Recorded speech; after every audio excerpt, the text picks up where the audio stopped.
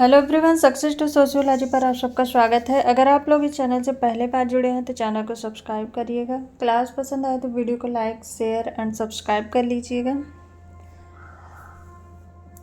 I hope आप सबकी study भी अच्छी चल रही होगी। चलिए आज की क्लास को शुरू करते हैं। और आज का पहला क्वेश्चन है यहाँ पर, ह्यूमन सोसाइटी पुस्तक के लेखक कौन है? Parsons, Merton, Davis, MacIver. Right answer बताइए। ह्यूमन सोसाइटी, मानव समाज पुस्तक के लेखक किंग्सले डेविस हैं। ऑप्शन थर्ड यहाँ पर राइट आंसर होगा। नेक्स्ट क्वेश्चन है, सामाजिक मानदंड कौन निर्धारित करता है? राज्य, धर्म, समाज, विशिष्ट जनवर्ग। राइट आंसर बताइए।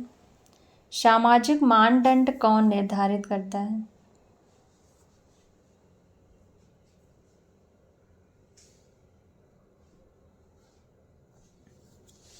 राइट आंसर है ऑप्शन थर्ड, समाज। नेक्स्ट क्वेश्चन है, इनमें से किसमें बहुपति विवाह की प्रथा प्रचलित है? पालियन, संथाल, टोडा, जाट। कौन सी जनजाति में बहुपति विवाह की प्रथा प्रचलित है? राइट आंसर होगा यहाँ पर ऑप्शन थर्ड, टोडा जनजाति। नेक्स्ट क्वेश्चन है, कुछ लक्ष्यों की प्राप्ति के लिए व्यक्तियों द्वारा गठित एक संगठन को कहते हैं? समाज, संघ, संस्था, समुदाय। कुछ लक्ष्यों की प्राप्ति के लिए व्यक्तियों द्वारा गठित एक संगठन को कहते हैं?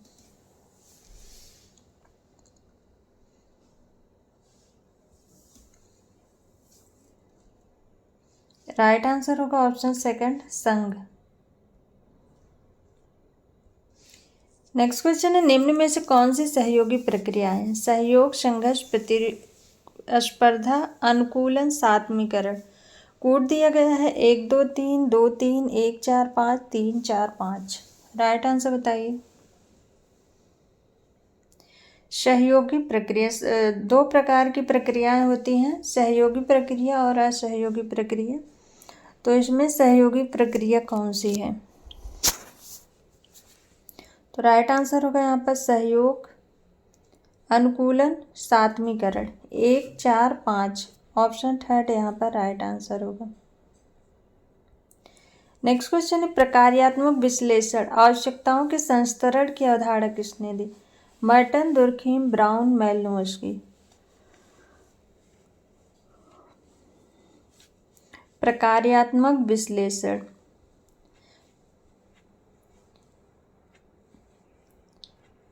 आवश्यकताओं के संस्तरण की अवधारणा किसने दी? Hierarchy of need.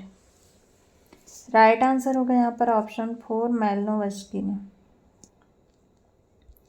Next question है, समुचित सामाजिक संगठन हेतु यह आवश्यक है कि समाज अपने सदस्यों पर पूर्ण नियंत्रण रखे, समाज अपने सदस्यों पर आंशिक नियंत्रण रखे, समाज अपने सदस्यों पर अतिशय नियंत्रण न रखे, सामाजिक नियंत्रण कठोर और कसाव युक्त हो।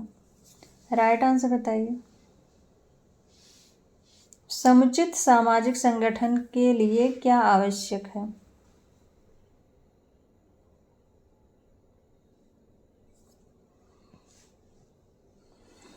राइट आंसर है ऑप्शन फर्स्ट, समाज अपने सदस्यों पर पूर्ण नियंत्रण रखे। नेक्स्ट क्वेश्चन है, लैटिन में जेनिटर शब्द का क्या अर्थ है? जैविकी पितृत्व, सामाजिक पितृत्व, रचयिता, उपरोक्त में से कोई नहीं। लैटिन में जेनिटर शब्द का क्या अर्थ है? राइट आंसर होगा यहाँ पर ऑप्शन फर्स्ट, जैविकी पितृत्व। नेक्स्ट क्वेश्चन है, निम्न में से प्रकारवादी सिद्धांतों को एक फील्ड दृष्टि के रूप में समाज को अग्रणी बनाने वाले कौन है? Malinowski, Merton, Durkheim, Parsons.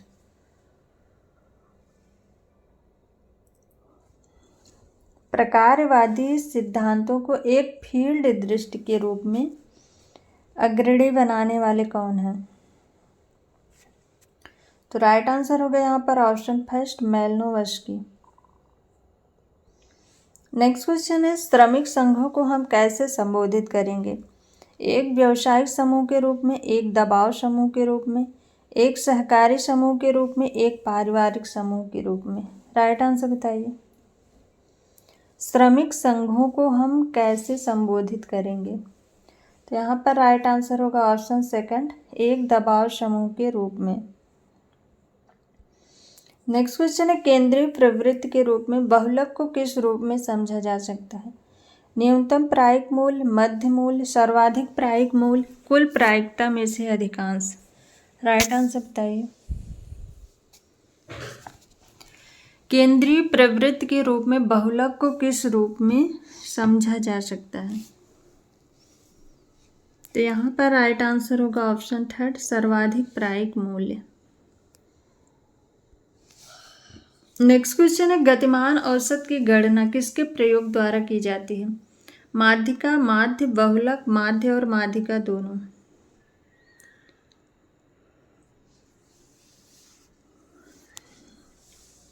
गतिमान औसत की गणना किसके उपयोग के द्वारा की जाती है? यहाँ पर राइट आंसर होगा ऑप्शन सेकंड, माध्य। नेक्स्ट क्वेश्चन है निम्नलिखित में से कौन सी विशेषता परिकल्पना में उपयोग नहीं की जाती है? अवधारणात्मक अस्पष्टता, अनुभवाश्रित सत्यापन, सैद्धांतिक अभिव्यक्ति की कमी, विशिष्टता। राइट आंसर बताइए। अवधारणात्मक अस्पष्टता, अनुभवाश्रित सत्यापन, सैद्धांतिक अभिव्यक्ति की कमी और विशिष्टता किसका प्रयोग उपकल्पना में नहीं किया जाता है? राइट आंसर बताइए। तो यहाँ पर राइट आंसर होगा ऑप्शन थर्ड, सैद्धांतिक अभिव्यक्ति की कमी। नेक्स्ट क्वेश्चन है यहाँ पर निम्नलिखित में से कौन सी बात पैरेटो के तार्किक क्रिया की परिभाषा को सही बयान करती है? वे क्रियाएं जो भावनाओं से संचालित होती हैं, वे क्रियाएं जिसमें साध्य और लक्ष्य जो हैं वे स्वनिष्ठ और वस्तुनिष्ठ दोनों से संबंधित होते हैं, वे क्रियाएं जिसमें साध्य और लक्ष्य जो हैं वो वस्तुनिष्ठता से संबंधित होते हैं, वे क्रियाएं साध्य और लक्ष्य यद्यपि वस्तुनिष्ठता से संबंधित होते हैं परंतु स्वनिष्ठता की व्याख्या में भिन्नता होती है। राइट आंसर बताइए। कौन सा इसमें पैरेटो के तार्किक क्रिया को परिभाषित करता है? कौन सा कथन? राइट आंसर बताइए।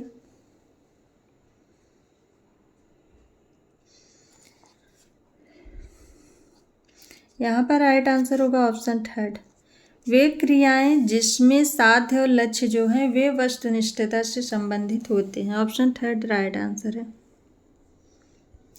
नेक्स्ट क्वेश्चन है मैक्स वेबर के विचारों के अनुसार पश्चिम में ऐसा कौन सा तत्व पूर्व से भिन्न था जिसके कारण वहाँ पूंजीवाद का विकास हुआ?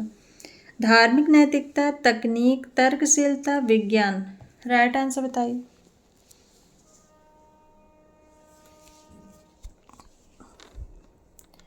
मैक्स वेबर के अनुसार पश्चिम में ऐसा कौन सा तत्व पूर्व से भिन्न था जिसके कारण वहाँ पूंजीवाद का विकास हुआ? राइट आंसर क्या होगा?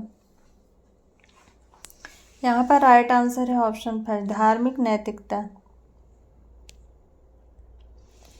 नेक्स्ट क्वेश्चन है यहाँ पर लुकिंग ग्लास सेल्फ का अर्थ है कि हम सीखते हैं कि हम कौन हैं, स्व की भावना के द्वारा, अनुकरण द्वारा, हमारे साथ दूसरे लोगों के अनुभव के द्वारा, अपने को कोई अन्य व्यक्ति होने जैसी कल्पना द्वारा। राइट आंसर बताइए। लुकिंग ग्लास सेल्फ का अर्थ क्या है? राइट आंसर बताइए।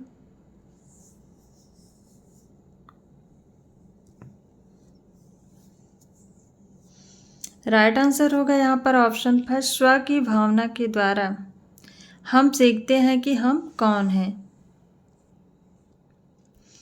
नेक्स्ट क्वेश्चन है फ्रायड के अनुसार सुपर ईगो व्यक्ति के व्यक्तित्व के उस भाग को प्रस्तुत करता है जो निम्नलिखित के जरिए सृजित हुआ है?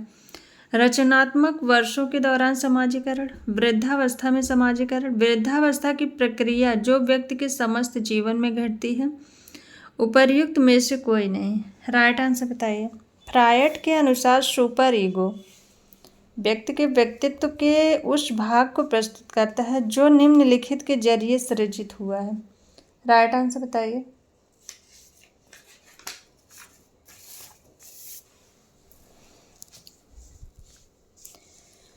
राइट आंसर होगा यहाँ पर ऑप्शन थर्ड, वृद्धावस्था की प्रक्रिया जो व्यक्ति के समस्त जीवन में घटती है।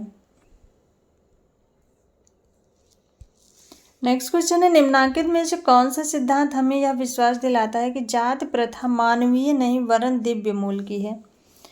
प्रजातिगत सिद्धांत, राजनीतिक सिद्धांत, व्यावसायिक सिद्धांत, पारंपरिक सिद्धांत। राइट आंसर बताइए। कौन सा सिद्धांत हमें यह बताता है कि जाति प्रथा मानवीय नहीं वरन दिव्य मूल की है? तो यहाँ पर राइट आंसर होगा ऑप्शन 4, पारंपरिक सिद्धांत। नेक्स्ट क्वेश्चन है, अमेरिकी समाज के अध्ययन में सहभागी अवलोकन विधि के प्रयोग के लिए किसे जाना जाता है?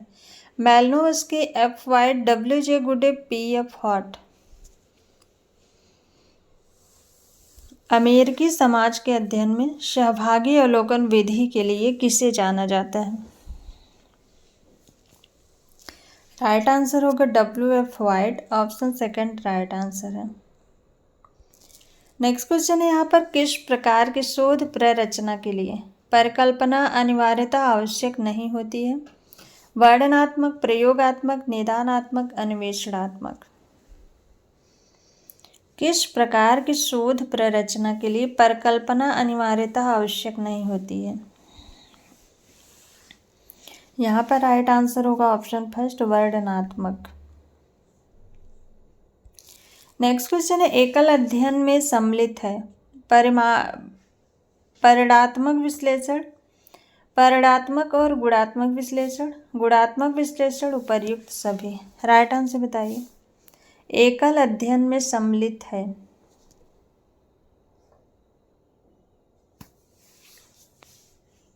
राइट आंसर होगा यहाँ पर ऑप्शन थर्ड, गुणात्मक विश्लेषण। नेक्स्ट क्वेश्चन है, किसी संख्यात्मक श्रृंखला में किसी पद की परिमाणात्मकता का ध्यान निम्नलिखित में से किस में रखा जाता है? माध्य, बहुलक, माध्यिका, ये सभी। राइट आंसर बताइए। किसी संख्यात्मक श्रृंखला में किसी पद की परिमाणात्मकता का ध्यान निम्नलिखित में से किस में रखा जाता है? राइट आंसर होगा यहाँ पर ऑप्शन थर्ड, माध्यिका। नेक्स्ट क्वेश्चन है, सर्वेक्षण शोध का संस्थापक किसे कहा जाता है? Charles Booth, P F. Lazarsfeld, Merton, Goode. Right answer बताइए। सर्वेक्षण शोध का संस्थापक किसे कहा जाता है? ऑप्शन फर्स्ट राइट आंसर है, चार्ल्स बूथ। नेक्स्ट क्वेश्चन है, जाति के अध्ययन में सामाजिक स्थिरीकरण के वेबरवादी प्रारूप का उपयोग किसने किया? Shyamacharan Dubey, Srinivas, Trilokinath, Madan, Andre वित्ते।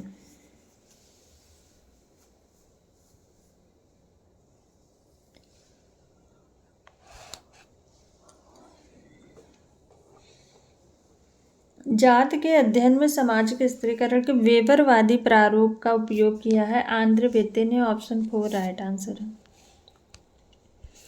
Next question है, मर्टन के अनुसार निम्नलिखित में से कौन सी अवधारणा परिवर्तन के साथ सैद्धांतिक रूप से संबंधित होने की सामर्थ्य रखती है? स्वीकार्य, अप्रकार्य, अर्धप्रकार्य, अपक्रिया। राइट आंसर बताइए।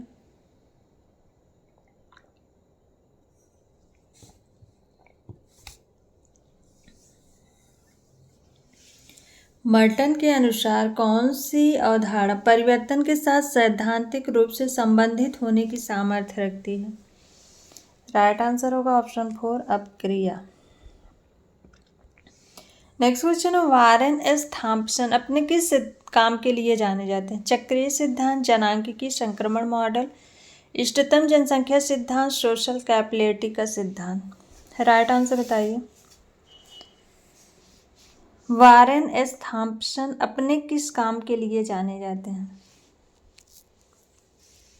ऑप्शन सेकंड राइट आंसर है, जनांकिकी संक्रमण मॉडल।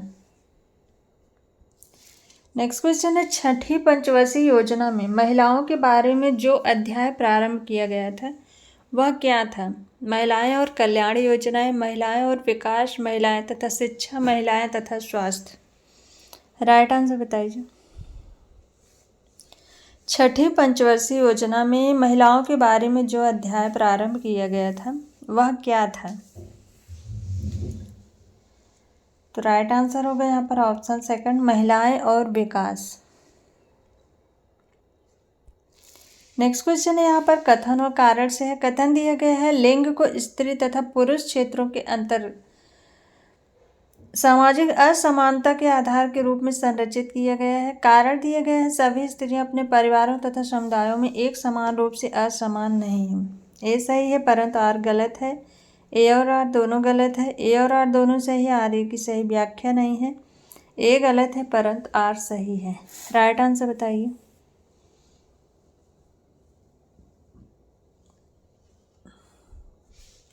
राइट आंसर क्या होगा?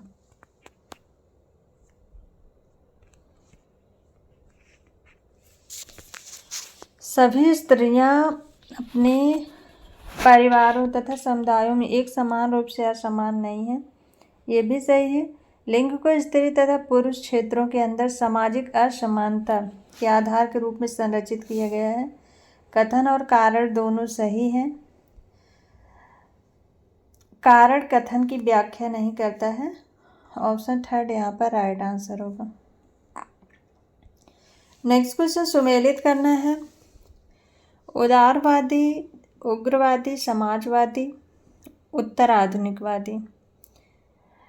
सुमेलित करना है। दूसरी तरफ समाजशास्त्री के नाम दिए गए हैं और कूट में है 4 3 1 2 3 4 1 2 4 1 3 2 4 3 2 1। राइट आंसर बताइए।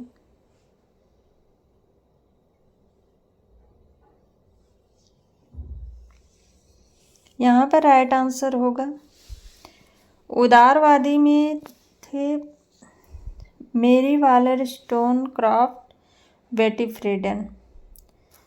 उग्रवादी में केट मिलेट, मेरी डेली। और समाजवादी में क्लारा जेटकिन, जूलियट मिचेल। उत्तर आधुनिकवादी में शिको एरिगेरी। तो राइट आंसर हो गया यहाँ पर 4 3 2 1। 4 3 2 4 3 2 1 ऑप्शन 4 यहाँ पर राइट आंसर होगा।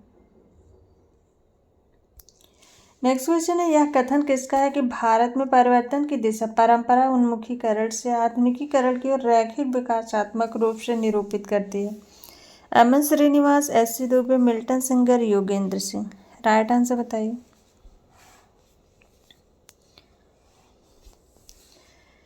भारत में परिवर्तन की दिशा परंपरा उन्मुखीकरण से आधुनिकीकरण की ओर रैखिक विकासात्मक रूप निरूपित करती है। यह कथन किसका है? ये कथन है योगेंद्र सिंह का। ऑप्शन 4 राइट आंसर है। सो आज की ये क्लास यहीं तक। आई होप आप सबको ये क्लास पसंद आए। क्लास पसंद आए तो वीडियो को लाइक, शेयर और सब्सक्राइब करिएगा। किसी क्वेश्चन में डाउट हो तो कमेंट करके ज़रूर पूछिएगा। Thank you.